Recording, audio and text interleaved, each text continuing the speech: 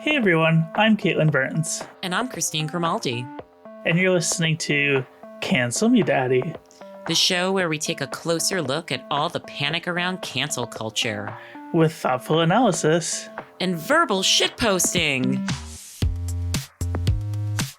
So Christine, who are we canceling today? The X-odus. The X-odus. Do you mean like all of the people leaving Twitter to go to Bluesky? That is exactly what I mean in this cleverly crafted pun. Actually, you cleverly crafted the pun, so I don't think we're supposed to comment out loud on our puns. Oh, but you did a really good pun. You did such a good pun. It's been a couple of weeks since we've caught up. How you been? We missed a week. I know. I've been great. We tried to get an episode out during Thanksgiving week, and with, my international travel, and then I had parents in town the weekend before, we just couldn't get together. We apologize, but we're here now with this episode. But yeah, the last couple of weeks have been amazing. I went to Sweden and it was incredible. Yeah.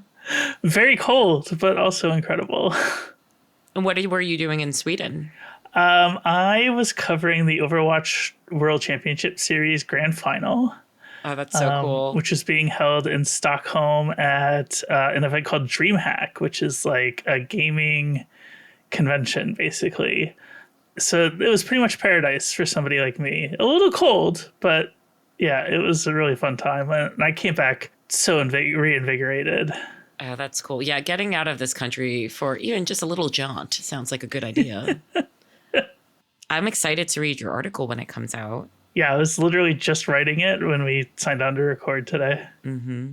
And Kate edited my first article for The Fly Trap, and let me tell you, she was a hell of an editor. The red mass went up my ass. It's so good. You should go read it now if you haven't.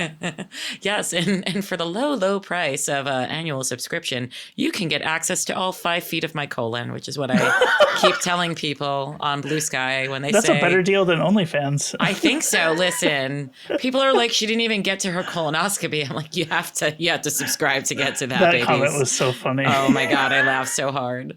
But you were a really great editor. It felt like the old days. Like it felt like being back in a newsroom and being like really in sync with someone. And I missed that feeling. And that's why I did this, that's why I signed on in the first place. So I couldn't tell you how happy I was or couldn't start to tell you. It was kind of the first time that I edited someone else's work that wasn't my own. And you had amazing, base material to work with. So editing was kind of a breeze.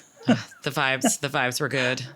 Good vibes. Yeah, Christine, I'm really excited today because we have Mix Alf Hog themselves, Faine Greenwood, and I couldn't be happier. We're going to talk some Bluesky, we're going to talk some Twitter, and we're really leaning into the shitposting side of the thoughtful analysis and verbal shitposting paradigm of this show. Yes, we have it in written form and in the spoken word today for you as well.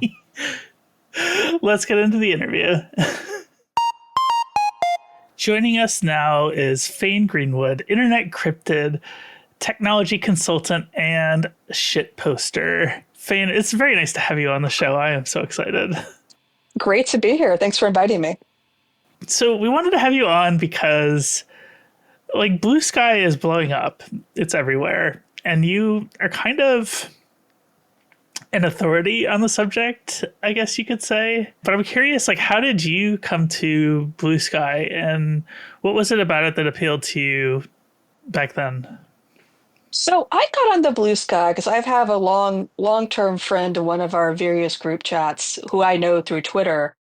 And he was early on Bluesky. I think he knew some of the developers through technology channels. And he was able to get my partner and I invites back in late April 2023. Because my partner and so I was on Twitter since 2008 when I was still an undergrad in college. I met my partner of a decade on Twitter back in 2014. So that's how we met. I've got most of the jobs I've had as an adult one way or another through Twitter networking. So Twitter meant a lot to me. It was a place that I, had a lot invested in.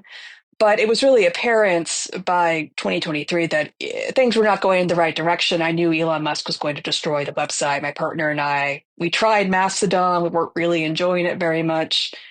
We were kind of looking for the next thing. And I remember I just got back from Mexico, a trip to Mexico, actually, where I'd been for a while. And I remember joining Bluesky right after that. And yeah, it was immediately pretty fun. I thought the developers had an interesting idea because I've always loved the idea of federated social media. I just didn't really love the execution on Mastodon. What exactly is? I've heard this term before, but I'm not really a tech person. Yeah, say more about that. What is a federated social media? Sure. And I probably, this is not my area of expertise per se either, but my understanding of it is that the idea is that I've seen Paul Frazee from Bluesky explains this pretty well, and I put some links to that in a story that's on my newsletter. It's like every account is its own little website in a way. And the idea is that you've got your own little website, that's your account where all your data and stuff lives, and that you can, as you build towards these things, you can move that data to another server. So, for example, unlike on Twitter, where everybody has to be on the same server, that's it. The idea is to build towards something this is how Mastodon works. This is what Bluesky is trying to become, where you can have much more control over your own little website. And if someone makes you mad on your current server, you can say, well, screw you, I'm going to a new server. And that's what Bluesky is really trying to build. And Mastodon kind of has that, but on Mastodon, you can't bring your data with you to a new server. You can bring your name, so people can find you again. You can't bring your data. And this is a grotesque oversimplification, so tech people don't at me. But this is, I think, is a pretty good basic sense of that. Why I think this matters so much is that I also have a lot of background in technology ethics professionally, so writing about it, reporting on tech ethics, doing research on the ethical use of technology. So I really care about this stuff. And I really wanted to be on a social media website that was working towards something more distributed. I think that's safer. It protects social media from evil wackos like Elon Musk. And that really attracted me. And also, I'm a shit poster, and my problem with Mastodon was that it was not a shit poster friendly environment culturally. Yeah. And it became clear to me from the beginning that Bluesky was going to be a much more shit poster friendly social milieu, and that really got me invested. So that's kind of the simple origin story. What was it that kind of clued you in on the shit poster possibilities of Bluesky? It was so tiny in the beginning, and I think just the people who happened to be around were really willing to riff off stuff. Some other shit poster types got there pretty early. Some friends of mine who also we're kind of all in this weird intersection of like media, think tanks, national security, academia. We all like kind of riffing with each other. So a lot of my friends got there. We were doing our usual thing. A lot of cool queer people and trans people showed up, which was a lot of fun. And yeah, I just kind of quickly developed a pretty weird ethos that I was really getting a kick out of. It very quickly, because early on, there were also a lot of kind of tech people who were a little more serious, or some, crypto adjacent people who were fine, but it wasn't as much fun. But yeah, I think it might have also been an artifact of who ended up showing up early and how much fun they were and how much fun we were having together. It kind of snowballed from there. Gotcha. Okay. Yeah. I mean, I think I was pretty early. I was actually invited by last week's guest on this pod, Michael Hobbs, pretty early on. So cool. I love Michael Hobbs. And then I immediately try to get all of my trans friends on the platform. I mean, this is right around the time where Elon Musk was banning the word cis. It was really becoming clear that Twitter was not going to be a safe place for trans people again. So I was like, oh, even though I had 70,000+ followers on Twitter, it was like, I might have to have future plans to go somewhere else. And I think that's a calculation that a lot of people have made over time. And you see it certainly now with the huge user growth of Bluesky. What are your thoughts on that? Do you feel like it's a good thing that there's so many more people using Bluesky now, or are there maybe parts of the culture that are getting trampled on a little bit? I have a lot of complex feelings about that. I think, so one, I do generally think that the age of super centralized social media should be over. I think we don't need everybody in the world on the same platforms. I think that leads to some bad outcomes. However, I do think the distributed nature of these sites and the fact and I can get really into the weeds on this. I have a lot of technical feelings here, so please stop me. But I think a lot of the things that Blue Sky allows you to do, like the block list, the filters, all that stuff is really innovative. We haven't really seen that level of user-driven technical innovation on a social media platform in a really long time, maybe ever. I think it does allow people to really kind of organize their communities the way they want to. Another thing about the big growth is that I think I'd rather see that happening to Blue Sky than to Threads. I really want the world to be moving towards a more federated design. And again, Blue Sky is working on at least fully implementing that. I do want to see the world moving towards a more free platform. People have more control. That's a little more billionaire proofed. And of course, there's no guarantees. And I know that Blue Sky won't have problems down the line. But at the moment, I think they're doing a pretty good job. So yeah, I think the growth is a good thing. However, of course, is leading to trust and security challenges. I think again, the Blue Sky team do a good job. But this rate of growth is insane, and I do think the Blue Sky team do deserve props for keeping the site up. Like I think the rate of growth has been truly, absolutely spectacularly crazy from a technical perspective, and the fact the website is even running is amazing. Between the election and Elon Musk showing its ass again. Yeah. But again, there's more new moderation challenges. I've just been hearing about people getting gore in their DMs from which is very concerning. So yeah, it's both exciting but also scary. And I certainly do worry about people who are trans, people who are vulnerable, feeling like they can't safely post anymore. That really worries me a lot. And that's where I am a big proponent of some of these block lists people are working on creating. I know there's problems there too, but I think overall they're a really good thing. I think they're really important self-defense tool. So yeah, those are some of my thoughts, but I can definitely get into the deep weeds on that. I have a lot of feelings on that. Well, this kind of ethos of block and move on has been very liberating since I've been on Blue Sky. And I wasn't part of the X-odus, as we called it at the opening of the show. I had the account maybe for a year, but let it sit dormant. I don't know. I just felt intimidated, like starting all over. Then as people came onto the platform, I think I'm trying to do math in my head. I think I have like quadruple the number of followers I ever had on Twitter. And that was like really putting a lot of effort into it. But all of that to say is that the followers have been great, but I had my first reskeet this morning from a real troll. I had tweeted something last week to raise money for abortion funds. And so now the anti-abortion folks have found Blue Sky. And so this person was saying like, well, we can give women diapers and food instead because they want to keep their babies. And I was like, oh, what should I do with this?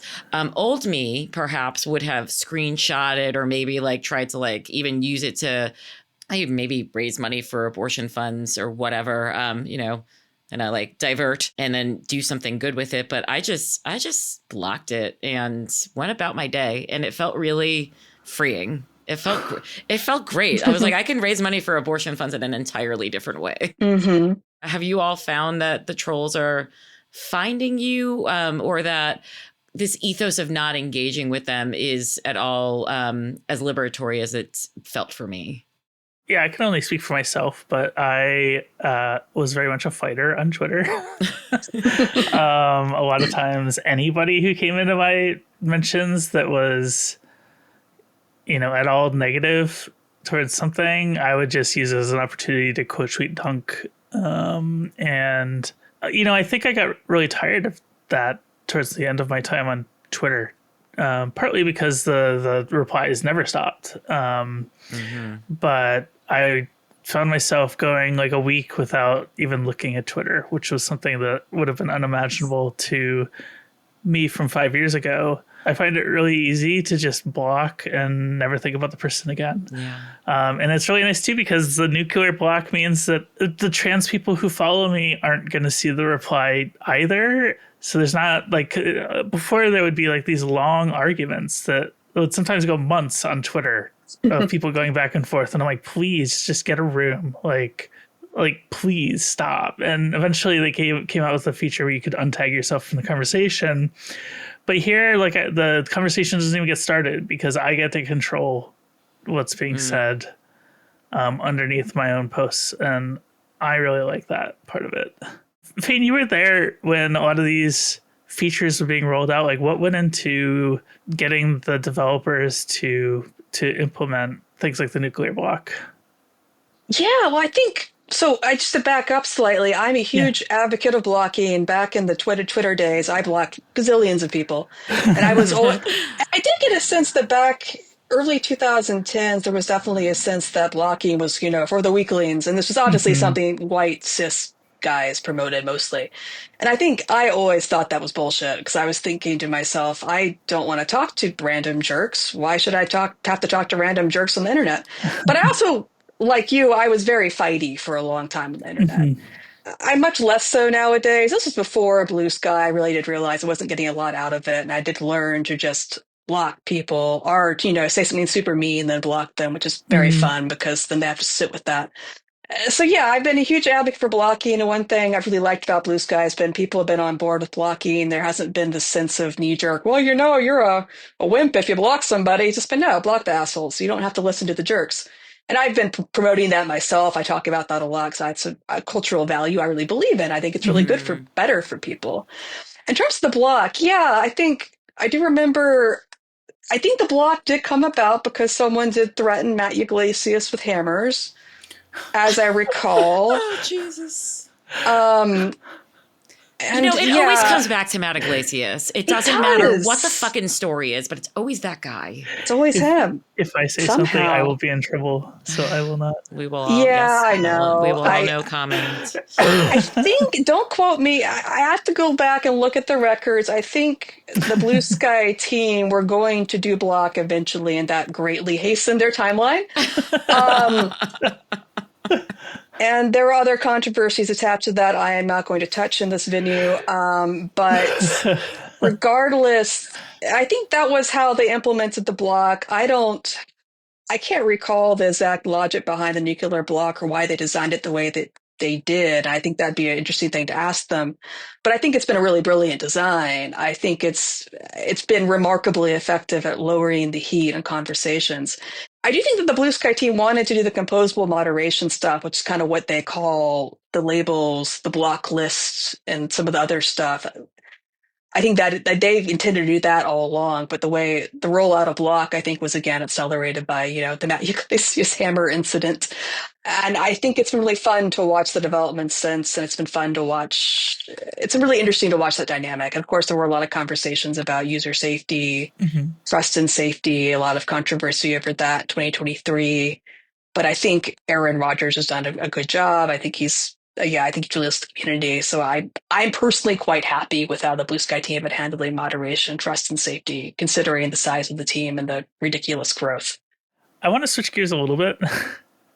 Explain the Alf Hog thing for those of us who weren't around. I was around for it, but I decided I didn't want to know at the time. So you want to know now? I kind of want to know now. Here we are. Yeah.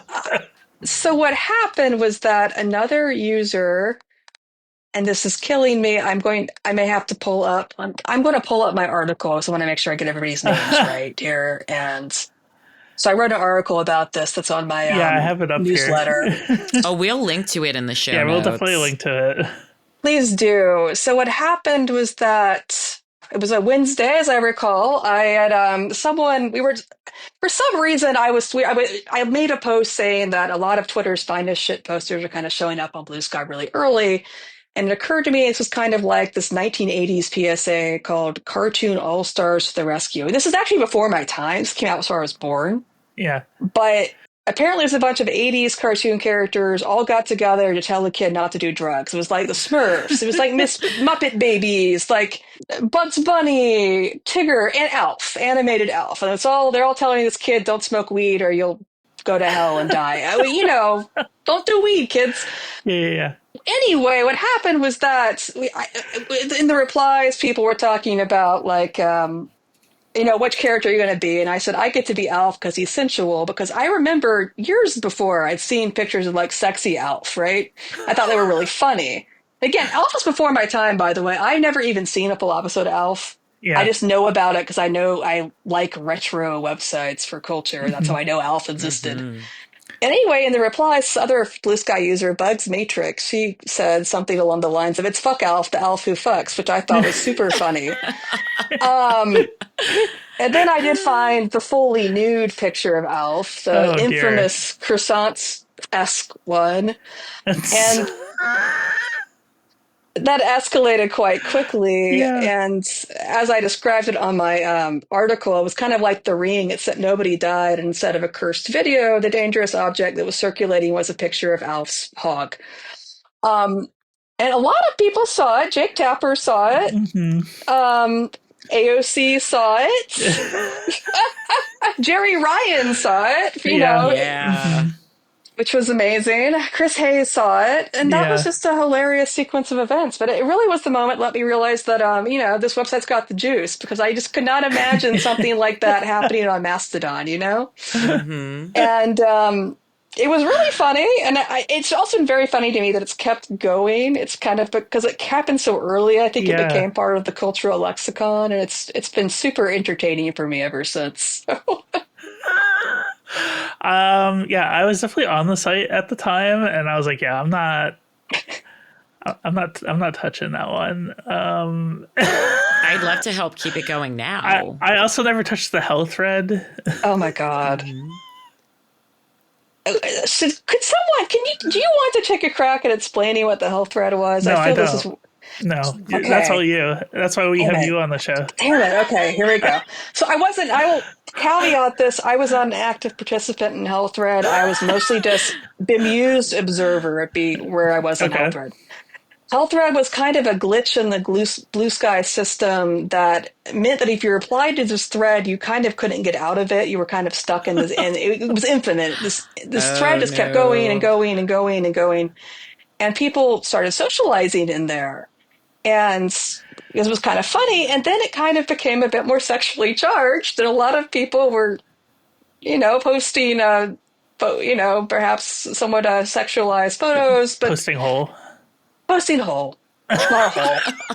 A whole lot of hole. And I'm a judgment free zone, so I post funny pictures. That's not my Yeah, thing. no, I got you.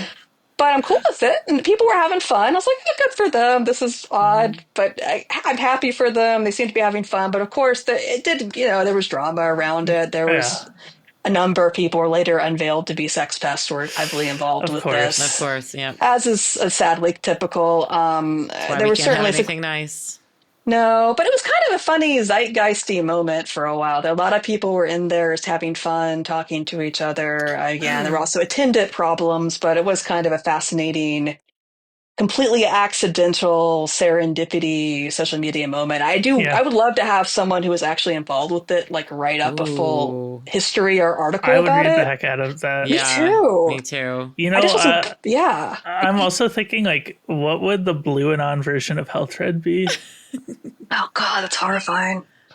Jesus Christ. God, Seth Abramson Health Thread. Oh God. Oh no, fuck, never mind, wait. Is it all of the Democrats' worst takes? Oh, I'm so upsetting. It's going to be a bunch of minion Mueller, memes. She Wrote shows up. No.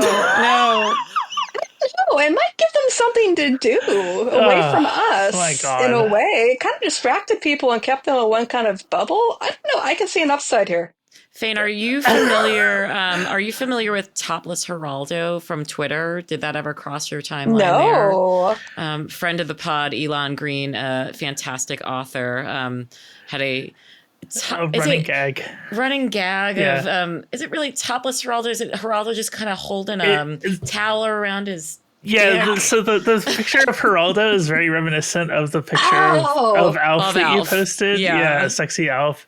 And he used to troll people by going like he would take like news of the day, right? Like this is especially happened a lot during the first Trump administration. Yes. And be like, I can't this. believe Trump said this. And he put a picture of Trump and then a separate link that looked like it was leading to Washington Post. Mm-hmm. But actually it was leading to the Geraldo picture. Oh my God. How did I miss this? I love this. It was one of the greatest running bits of Twitter ever. And he recently posted it on Blue Sky Oh like my earnestly, God. and I was like, "Oh, you're not doing the bit anymore." I'm kind of sad. He posted it, and then I went to go look it up for the episode, and because I wrote underneath, "We're so back, baby." I think he deleted it, but it's Yeah. still there, so I can still see Geraldo nearly nude with a post deleted underneath. Yeah. Wow. Okay. That's amazing. Yeah, it does seem like a similar. I mean, it's funny because I think this whole concept of like these kind of like trolly, not totally.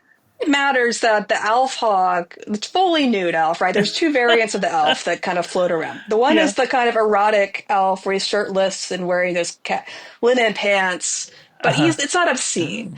And then there's the second one, which is the fully nude Alf. And that, by the way, that image was produced by a furry artist who became famous. I think his furry art was sold on the Home Shopping Network. No way. Oh, this Yes. is incredible. This is an SNL skit. Like, this is incredible. Let me find his name real quick. Sorry, he did pictures of like very sexualized white rats. That was kind of his thing. And he's still around. He's not on Blue Sky. So his name is Biohazard, also known as Alice the Rat. His real name is Brian K. Swords, which is a pretty sick real name. Yeah, that's really sick. Yeah. Yeah, so back in YouTube, there's a popular YouTube video. It's around back in the day. I remember seeing this when I was a kid on YouTube. And he had watercolor art pieces depicting two anthropomorphic rats engaged in sexually explicit actions. It was displayed during a local TV gallery auction. And then in March 2020, John Oliver stated he wished to have one of those pieces. And someone actually sent John Oliver the piece. That's wild. In March of 2020. So this was kind of the lore. And yeah, his name's Biohazard. I believe he's the guy who produced that Alf image. Wow. And I've been mentioning this, and I kind of want to go back and rectify the record. And I think I mentioned that in my piece, but I'm not need to edit it. Because, I want to make sure this guy gets his credit. He's the guy who created the original Alf Hog image. And, when I first posted it, I was posting a random shitpost meme. I didn't realize it would turn into mutated into the thing it is today. Obviously, I was like, "This is a funny picture." That's been fascinating. I've been riffing on doing my own variations on the theme, but I do want to credit Biohazard, the furry artist, or Brian Swords. I'm pretty sure he's the original guy who did the pictures of nude Alf. But they could date back to at least the early 2000s, I believe. I remember seeing them back then. They've been circulating around for a pretty long time. And what's up with the Tom Bombadil thing? That's all me. Yeah. That was inspired by another artist, I think a couple years ago. I actually had a couple posts about this the other day. So someone posted a user. Actually, I'm going to look at the names of these people too. I want to make sure I get this right. Yeah, I really want to credit my fellow feral shit posters here. Make sure I'm getting the names right. This is important to me. I'm a big believer in solidarity among shit posters. Okay. Well, this is the sense of community that we're talking about this whole time, right? Yeah. Like this is like recreating when the internet was fun and we're all like talking to each other instead of like talking at each other or yelling at each other or I don't know, just like writing news releases as tweets. I mean, like every time I think of like a funny thing that happened on Blue Sky, you seem to be in the middle of it. That's very kind. Like the Thomas the Train butt. Okay, I want to get to that. I want to back up real quickly on Tom Boobadil because that is important. Boobadil, right? Yes, right. So Tom Boobadil, what happened there? So my inspiration for Tom Boobadil was that back in 2021, end of 2021, I remember this vividly. Tumblr user Gay Pippin put Photoshop big naturals on Gandalf. Oh no! And they were amazing. It was glorious Gandalf big naturals Photoshop on Tumblr from Gay Pippin. And I was delighted by these at the time. I remember this. So I had these pictures saved to my phone because my phone is probably illegal in multiple countries with the things that are on it because they're terrible. And then also I believe in 2022, because Tumblr makes this very difficult, the user Lichgates, Lychgate, who is now on Blue Sky and who I've tagged before, drew this amazing painting that Fellowship of the Ring people with big naturals. It's a glorious painting. Like the artist even got the veins on Gandalf's like big naturals. It's Oh. exquisite art. And then and then Gimli's got like this. Gimli's got these like giant nipples. It's exquisite stuff. Um, yeah, that was from 2022. I take it back. So I want that for my office instead of the rats. I want that yeah, for my Yeah, we're office. trying to get Christine to read The Lord of the Rings, so Yeah. maybe this is the push that she needs. And yeah. yes, it is. This is what I And need. you should follow Lichgate on Blue Sky because they are amazing. And so and then basically at some point after Alf Hog, I was like, I want to make a dumb meme today. Someone talked about Tom Bombadil, and I was like, I'm going to put big naturals on Tom Bombadil. So I fired up Photoshop and I put big naturals on Tom Bombadil, and here we are. That's where that came from. That photo sends me every time. And I saw somebody dressed up as Tom Boobadil Yes. for Halloween. Oh, she did such an amazing job. Earlier in our conversation, you referenced what is the term for when we all have a little bit more control over our kind of individual websites within the greater social media network? Federated. Yes. Yeah. So there was a really great article by Gita Jackson in The Aftermath, which is another worker-owned subscription-based media like The Flytrap, where Kate and I are co-workers and co-owners. And it was called like For the Love of God, Make Your Own Website. And Gita talks about just the need to kind of take back this ownership. Like so much has been ceded to social media companies, and so much is really owned by the social media companies, right? So much is like given away to them.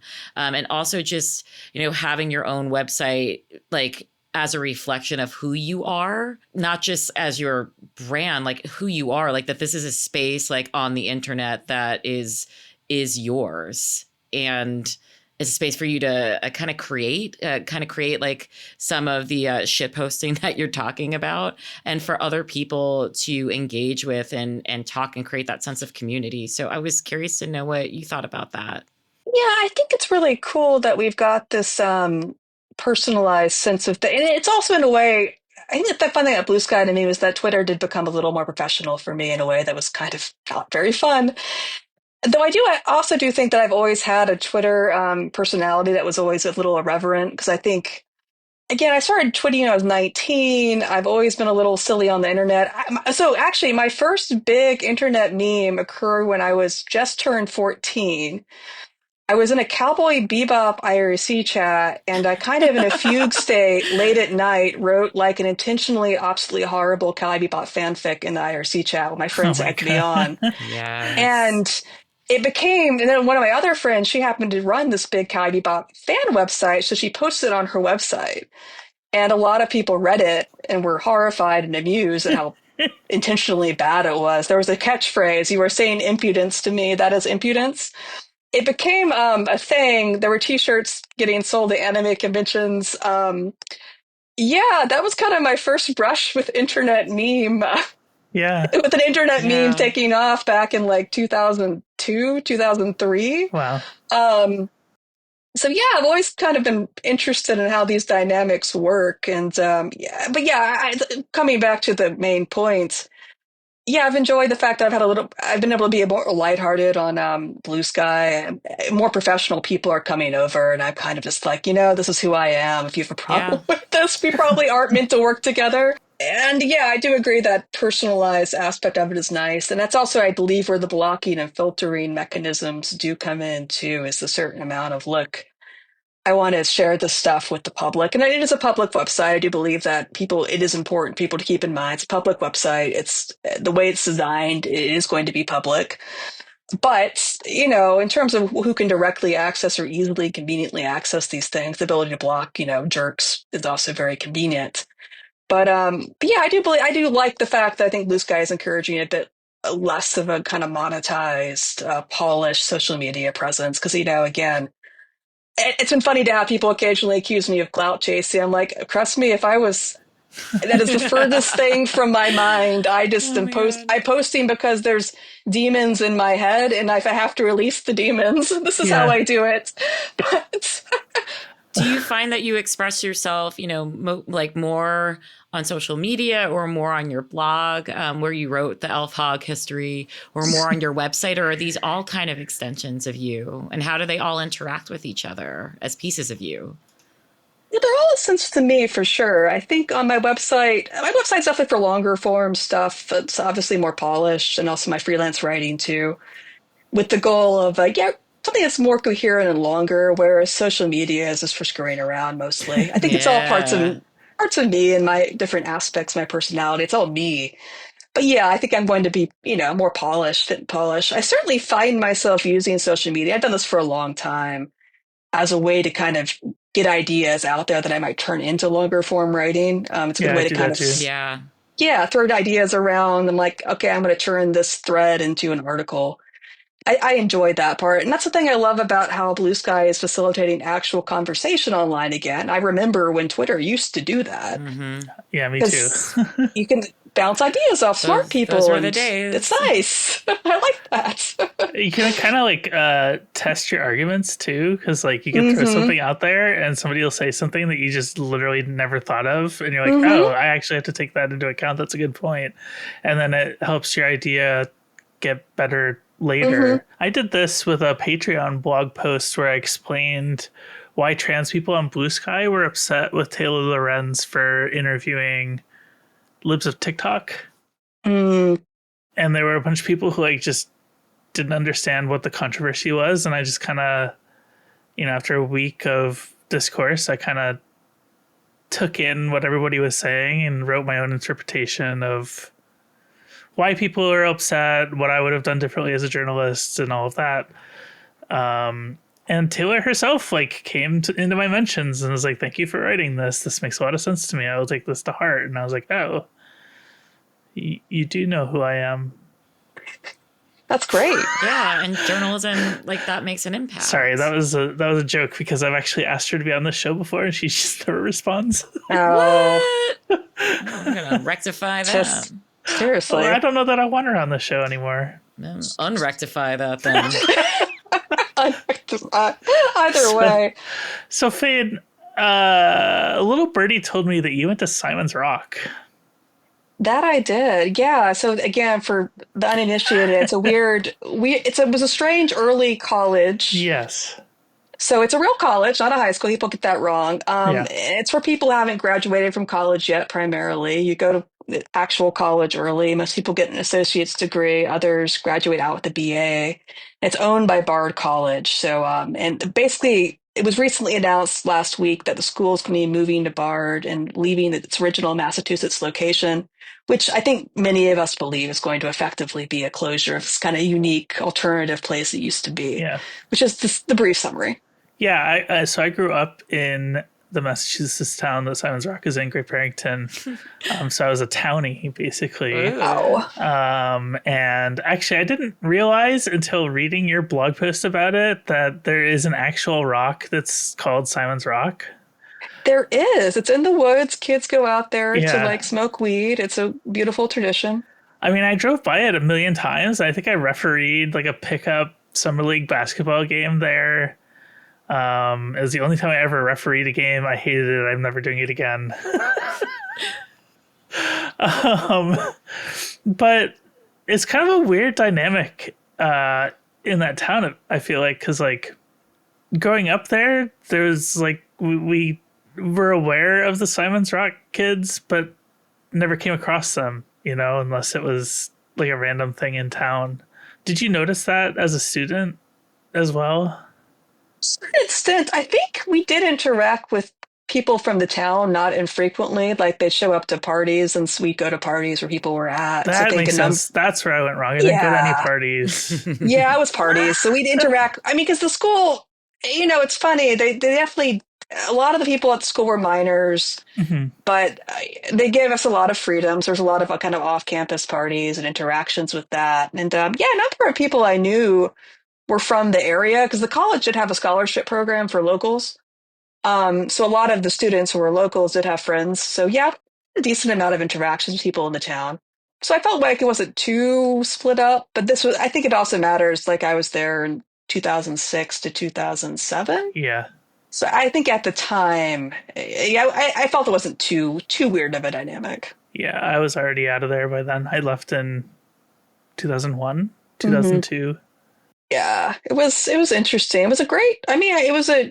Everyone has complicated emotions about Simon's Rock, but the academics were amazing. It really pushed people.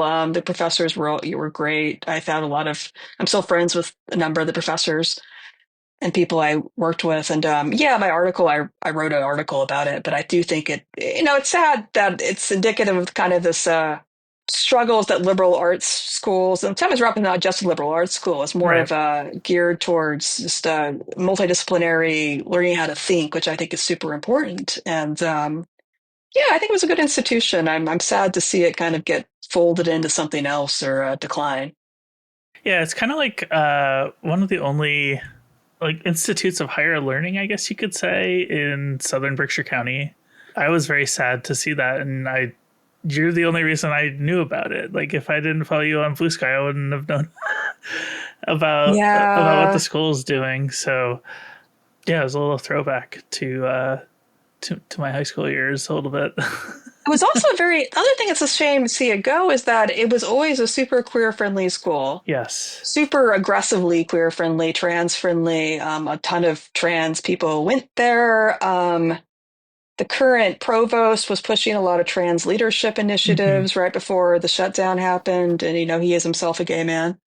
And yeah, it's really is a shame to me to see these small private schools that are the schools that really cater to queer kids Hmm. shut down because I think we need more places that are really protective and are safe places for kids, for queer kids, trans kids. And that's another Yeah. thing I find very concerning is these small communities. Obviously, there's a lot of other problems that come with that, and they're expensive. But yeah, I think there's definitely some real downsides there. Yeah, it's also interesting too because there was a news story out of Great Barrington last year, I believe, where the local public school, middle school, like the cops came in to the school library looking for an LGBT book Oh, Oh my Jesus. God. that a janitor had reported actually to the police, and it was a whole controversy because like Great Barrington is probably one of the more queer friendly towns in the whole country. Like Western Mm-hmm. Mass in general is very pro LGBT. I'm not going to say exactly where, but I live in Western Mass now, and I see trans women every day that I leave my house, which is not as often as I Mm-hmm. probably should. And I remember reading about the middle school incident and like reaching out to some of my old teachers and my old guidance counselor who was my soccer coach and being like, hey, like, you guys have been on my mind, like the schools and the town has been on my mind, and they appreciated that, but we're living in a very weird time when it comes to education for trans kids. I mean, we're the week that this episode comes out, there's going to be a Supreme Court hearing about gender affirming care for trans kids. So to lose a queer friendly place like that is certainly troubling, and it made me sad just from a nostalgia standpoint.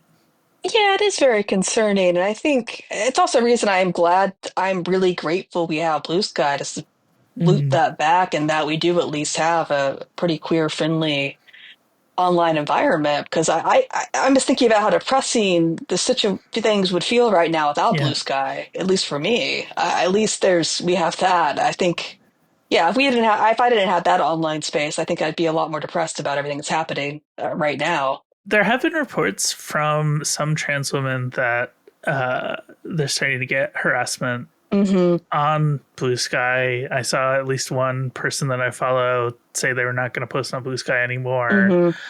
Does it concern you at all that you're seeing, some of the earlier adopters of the site already voicing concerns so closely after a major influx of new users?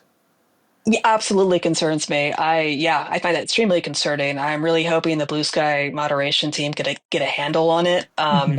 Because yeah, I think this huge influx has brought in a lot of assholes And it's also really been a strain on the moderation team. It also hasn't helped that Bluesky's had all this media attention, which has absolutely brought in, I think, bad actors, resentful jerks from Twitter, people from Yeah. harassment websites et al. Have been, flocking towards the website, trying to mess with people. And I think that's, it is producing some more dangerous outcomes for, trans people. And I find that extremely concerning. And I really hope the Bluesky team get a Yeah. handle on it. But I certainly wouldn't blame anybody for being concerned and stepping back their participation right now. And I think it's a real shame. Yeah, there have been a lot of like op-eds in the newspapers and even on television I've seen of people going, "Oh, Bluesky is an echo chamber," and I don't think that's true. First of all, but second of all, I think that's just a dog whistle for these like columnists and whatnot to send like their nastiest people there to try to break up the echo chamber. Mm-hmm. Yeah. I think that's really the true purpose of all of these websites, like all of these op-eds, criticizing Bluesky. Having said that, having a place where I've been able to rebuild a platform after leaving Twitter has been kind of a godsend. And we didn't mention this earlier, but like people, you can actually post links to things and it's not suppressed by an artificial algorithm. Like I've been doing a Patreon Black Friday sale on my personal writing Patreon, not the podcast. And I got 40 new paid subscribers out of it, where that has been getting ignored for years on Twitter. So like as a professional who kind of depends on social media for part of my income, like I couldn't be happier with Bluesky. And if it means I have to block a few trolls, I'll do that. I don't know that I have a question for you and all of that, but well, I think I'm just saying I've seen the same thing. I'm not as fully dependent on Bluesky for my income or for social media, but I do freelance writing. I do have my newsletter. I'm trying to kind of building out a little bit. And it's been delightful to see people actually engage with links and read stories, because for a while there, it did feel like you were kind of posting into the void on Twitter. It's really depressing. Yeah. And I think it's really nice to see people rediscovering connectivity, connecting and having real conversations, posting links. And I do think, again, I do believe that this current influx, the safety issues are a huge problem, but that hasn't really ruined the fact that I'm still having a lot of fun on here. yeah. I'm really enjoying the fact that, people can post links, you can talk. It's much more organic human experience. You're not trying to cater to some faceless algorithmic deity. It's good. Well, Faine, I want to be very conscious of your time. I wanted to thank you for coming on. It's been a real pleasure. Of course. This is great. Thank you. So, Christine. Yes, Kate. Are you ready? It's that time of day again where we do out of context cancellations. Yes, I am. Short list today. Short, but impactful, I think. First, we are going to cancel being rent locked in a deep red area. Oof. Yes. Yeah. Part the Red Sea. I feel so bad for the people who need to escape red states who cannot. I'm also afraid that a lot of blue states are going to turn red because of the federal government, but that's, I guess, a story for another day. Yeah, I fear it's everywhere, and I don't want. I'm of two minds of this. I especially don't want people who have more privileges to say, well, I'm just going to leave my red state, because then people aren't there to do the really important work on the ground. But also, I don't want people who have less privileges to be stuck there and not be able to get the fucking healthcare that they need. I'm not going to begrudge anybody for leaving if they can. Yeah, we just need, some serious mutual aid for the people who can't get out. I am reminded of, I was listening to the podcast Repros Fight Back, which I believe you've been on, I'm once or actually twice? I'm on this week's episode. Oh my God. Oh, that's so awesome. Well, Jenny was listing some resources like I Need an Abortion Finder. And we can put some of those in the show notes. And I'm sure that there are also resources like that for gender affirming care, especially for youths, where we can get healthcare for people. Yeah, you'd be surprised, actually. I think that information can be hard to come by, especially with all the bomb threats over the last few years.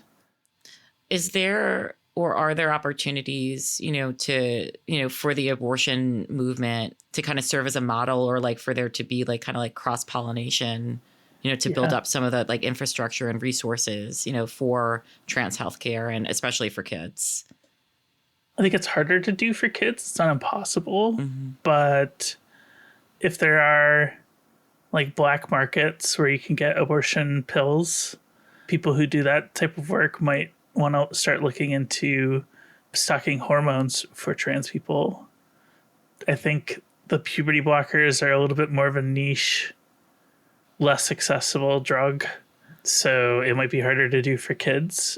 But, lots of people can get estrogen prescriptions, Yeah. Testosterone's a little harder to come by, I think, because it's a controlled substance. But yeah, I think having networks that can distribute hormones, especially to people for whom it's banned, would be a good idea. That's really great. And, we don't have to have all the answers right now, but even like starting to have these conversations or think this way is really important. On that wonderful note. On to the next cancellation. And it's not getting any better. We are canceling the incoming administration. Oh, yes. Yeah, the clown car has pulled up to the White House. And who else has been nominated since we took our little hiatus? Oh, God. Who hasn't been nominated? I think RFK became official while we were on hiatus, right? Yeah, RFK. What's his name? Pete Hegseth, is it? Who's going to be Secretary of Defense, whose mom called him like a predator towards women or whatever. Yeah, I read the sexual assault allegations against him, and I don't recommend doing that. Yeah, I don't really want to think about these people right now. Can we move on to the next one? Yeah. What's the next? Now, you might think that I wrote this one, but I, in fact, did not. We are canceling Cars. Oh, say more. Well, I guess I can't say more because we don't have the context. Well, it's my personal opinion that the automobile is the worst invention in human history. It ruined our cities, the way we designed our cities. It ruined roads. Nobody but drivers can use roads now, whereas before roads used to be for everybody. Correct. There's a scene from, God, I remember this from when I was a kid, but there's a movie about Babe Ruth's life.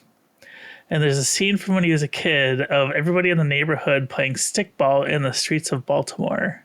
And he grew up in a time when there weren't any or many cars at all. Like, it was the early 1900s. And that's just not possible these days. Like, kids cannot play stickball in the street. Yeah, I mean, I'm clutching my 2.5-year-old to me anytime we walk in the street. Yeah. I mean, like, I could hold her hand in a crosswalk, but I don't dare to, because people either roll through or completely blow stop signs in our neighborhood all the time. And I don't trust that a driver who is sitting so far up is going to see my kid. Yeah, I just think that, they are pollution/death machines. Yeah, I agree with all this, and yet I drive every day because I have to. Yeah, I mean, one of the reasons why I moved to DC years ago is because I didn't want to own a car. And now I live in an area where there is very limited public transportation. I have to walk a mile to get to the nearest bus stop. So I have to own a car, and that really pisses me off. DC has become, it is both like less public transportation friendly and less car friendly. The traffic is atrocious, and the metro doesn't fucking run on time, or did they ever restore service after COVID? Because I remember they had pretty decent frequent service before COVID, and then COVID hit and they just stopped. And they run trains every 15 minutes now, which is awful. I think it's better than that. Okay. I think it's better than that. But with her and all the shit I have to haul, I'm just getting in the car with her, or I'm trying to walk places if I can. It almost makes me want to move to New York because there are more plentiful subway stops. Yeah. Yeah. But then, New York. I'm going to add my own out of context cancellation, and then I'm going to add context to it immediately. But we are canceling Nancy Mace. Must we even add context? Yeah. Since our last show, I think she's tweeted approximately 85,000 times about trans people.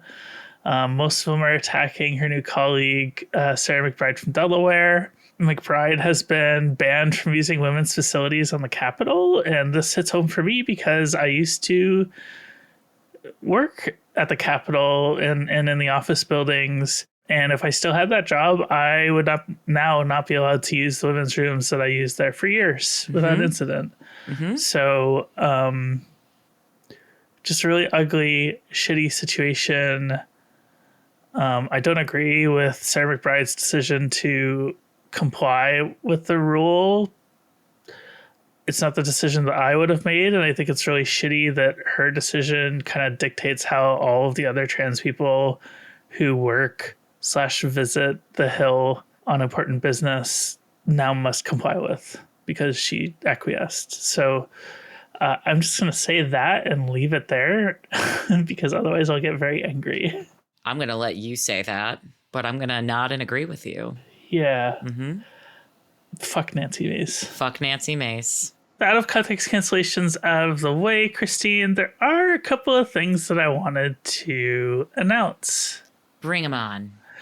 Okay, so firstly, we are working on a little graphical redesign. It's not out yet, but you will start to see it shortly into the new year. So if you see something that's Cancel Me Daddy that looks like it's different from our usual branding, don't panic. It's still us. We'll have a more solid announcement when that is closer, and we'll make a much bigger deal about it on social media. So having said that, the other thing is you'll notice that there are ads on the show now. All of the revenue goes towards Christine and I, and of course, the Flytrap, our parent company. If the ads really, really bother you, you can get an ad-free version now on Patreon. And that is at any level. So if you throw us $1 a month, you'll get the same old Patreon release on Thursday, and you won't have to listen to the ads. So having said that, I hope everybody has a great couple weeks. We'll see you closer to Christmas and the holidays. See you then. Cancel Me Daddy is a Flytrap media production, and today's show is made by me, Caitlin Burns, my incredible co-host, Christine Grimaldi, and our amazing editor, Maria Poliologos. Dee Peterschmidt made our theme song, and Eden MW designed our graphics. Our show is made possible by the incredible cancelers supporting our work, especially the members of our Canceler Hall of Fame with the great power to cancel all of their enemies. Meg. We appreciate your support. Happy canceling.